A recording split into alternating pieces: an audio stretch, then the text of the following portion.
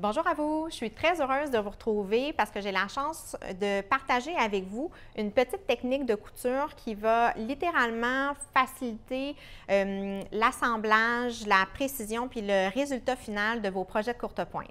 Pour ceux qui ne me connaissent pas, mon nom c'est Caroline, je suis une passionnée de couture, fibres, textiles, travaux d'aiguille et j'en passe. Donc, la technique qu'on va voir s'appelle communément le Scan Seam Allowance, qui pourrait se traduire comme étant la technique de la faible valeur de couture ou encore la technique du calcul de valeur de couture. Si vous êtes comme moi, vous aimez quand vous faites de la couture que vos morceaux vous assemblez, vos pièces, vos blocs fit vraiment parfaitement, surtout si vous avez passé des heures incalculables sur un projet d'envergure. Visuellement, en courte pointe, le résultat est beaucoup plus joli, beaucoup plus impressionnant, puis le résultat final est beaucoup plus professionnel quand les coutures arrivent exactement là où elles devraient être. Donc, peut-être que vous le savez déjà, mais pour ceux qui débutent, la valeur de couture universelle en courte pointe, c'est toujours de 1/4 de pouce normalement.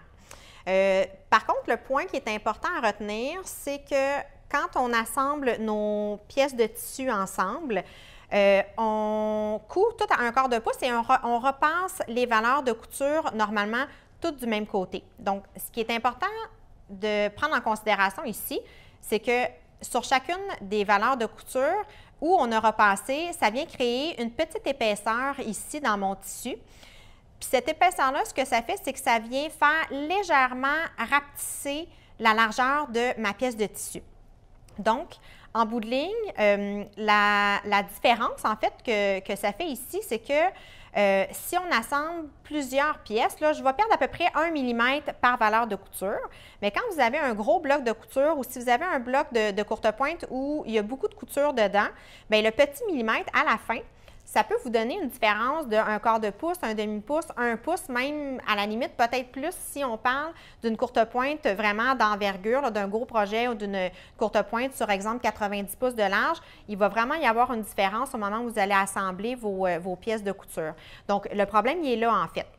Donc, souvent, ce qu'on va faire dans ce cas-là, pour pallier un petit peu à la situation, pour essayer de rectifier le problème, c'est que souvent, on va prendre nos pièces, puis là, on va tirer dessus pour essayer de les assembler parfaitement avec le prochain morceau. Sinon, parfois, bien, on va prendre le fer à repasser, puis là, bien, on va essayer d'étirer ou de mouler un petit peu les pièces pour faire en sorte que nos morceaux viennent s'agencer parfaitement, puis qu'on soit capable d'écoudre. Le problème avec ça, c'est que une fois que la courte pointe est terminée, bien, le résultat final, il peut avoir l'air un petit peu tiraillé, puis ce n'est pas vraiment ce qu'on veut parce que ça ne donne pas un résultat vraiment très, très joli. Donc, question de rendre le test un petit peu plus intéressant, je me suis gâtée et j'ai choisi des tissus de 2 de nos bases de coton préférées chez Club Tissu, là, ceux avec les petites étoiles qui est le Lucky Charm fait par Figo, que j'ai entrecoupé avec du coton uni de Kona. Donc, l'idée ici, c'est vraiment d'avoir quelques tissus de couleurs différentes, là, peu importe lesquels vous choisissez, l'important n'est pas là, mais en ayant des couleurs contrastantes, vous allez vraiment bien pouvoir voir chacune des valeurs de couture sous votre règle de courte pointe pour voir la différence si elle est trop grande ou trop petite.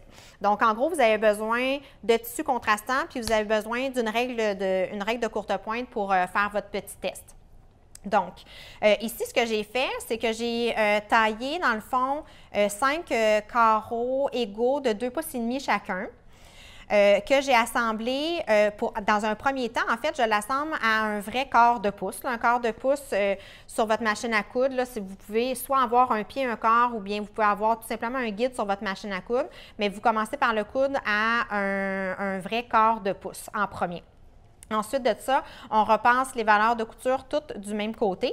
Puis c'est là qu'on va pouvoir regarder la différence que ça fait. Donc normalement, vu que j'ai des morceaux de 2,5 pouces chacun et que je ne coupe pas les deux extrémités ici, donc j'ai encore un quart de pouce de chaque côté ici, la bande finale de mon petit bloc ici devrait avoir 10,5 pouces fini.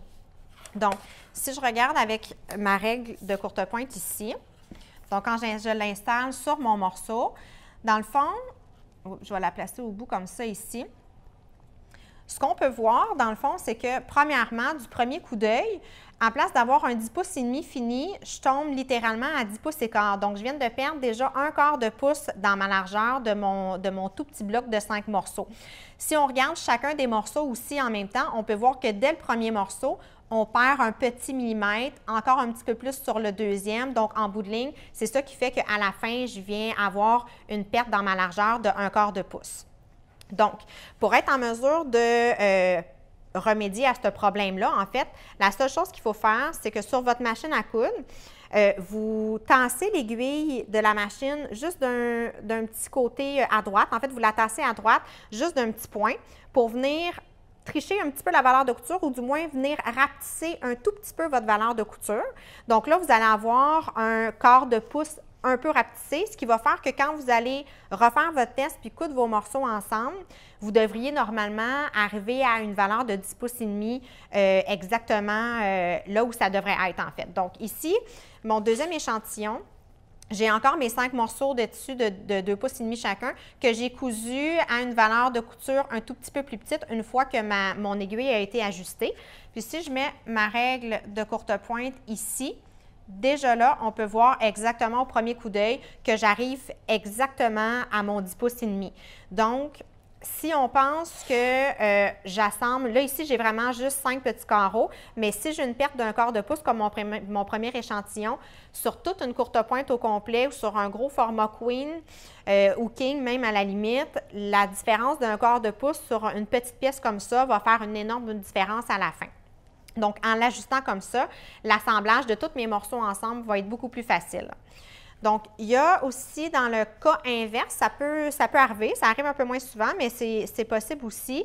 Par exemple, si à la base, vous pensiez avoir cousu à un quart de pouce, mais qu'en bout de ligne, votre corps était beaucoup trop petit, ce qui va arriver ici, c'est que quand vous allez venir faire votre test puis que vous allez mesurer, bien, à place d'avoir un 10 pouces et demi fini, je vais le placer correctement ici. À la place d'avoir un 10 pouces et demi fini, là, j'ai un presque 10 pouces et 3/4. Là. Donc, quand vous êtes un petit peu trop long, bien, vous faites l'inverse du début, c'est que vous tassez votre aiguille de machine à coudre vers la gauche pour remédier à la situation. Puis là, bien, après ça, vous allez être prête à faire votre projet au complet. Donc, dépendamment du patron de courte pointe que vous choisissez aussi, vous pouvez avoir beaucoup de couture dans certains blocs. Puis ce qui arrive aussi, c'est que, exemple, quand vous venez ici, j'avais toutes des 1 pouce et demi que j'ai cousu à un vrai quart de pouce. Donc ici, j'ai un bloc de plusieurs coutures que je voudrais venir assembler avec une pièce complète. Puis là, on peut voir ici, si je place mes morceaux ensemble sans même avoir à mesurer, on peut déjà voir la différence ici de valeur de couture. Là, j'ai peut-être un petit peu moins, là, mais j'ai presque un quart de plus petit dans ma pièce qui a été assemblée que ma pièce complète. Donc, encore là, je vais être obligée de tirer un petit peu, puis ça vient débalancer un petit peu les coutures dans ma courte pointe. Un petit truc aussi que vous pouvez faire si vous ne voulez pas avoir à toujours recalculer ou faire le petit test à chaque fois, surtout si vous travaillez sur une courte pointe que vous avez commencé, vous laissez de côté quelques jours, puis après ça, bien, vous voulez retravailler dessus. Donc, en rallumant votre machine à coudre, si vous ne voulez pas avoir à refaire le test à chaque fois, vous pouvez tout simplement vous prendre soit un tissu qui ne s'effiloche pas ou même un petit carton mince où vous allez coudre une valeur de couture qui a été ajustée. Donc, après avoir fait votre test, vous cousez une valeur de couture à un petit quart de pouce finalement.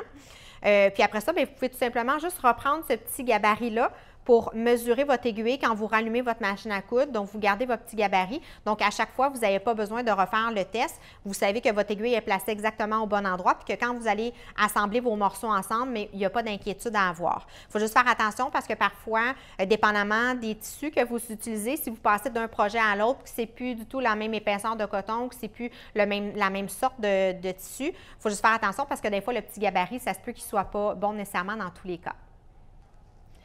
Donc, sachant cette petite technique-là, il y a des points importants à retenir qu'il ne faut vraiment pas oublier. Donc, premièrement, plus vous avez de couture dans votre bloc de courte pointe ou dans votre courte pointe totale, plus la perte va être grande. Donc, c'est important de faire vraiment votre test. Surtout que, dépendamment du patron de courte-pointe que vous allez utiliser, vous pouvez avoir des verticales, horizontales, des diagonales, ça peut être des hexagones, vous pouvez avoir des courbes. Donc là, il faut vraiment penser que la perte de votre valeur de couture, là, due au repassage puis à l'épaisseur, peut venir un petit peu dans tous les sens. Donc, c'est pour ça que c'est vraiment important de faire un petit test comme ça avant de commencer.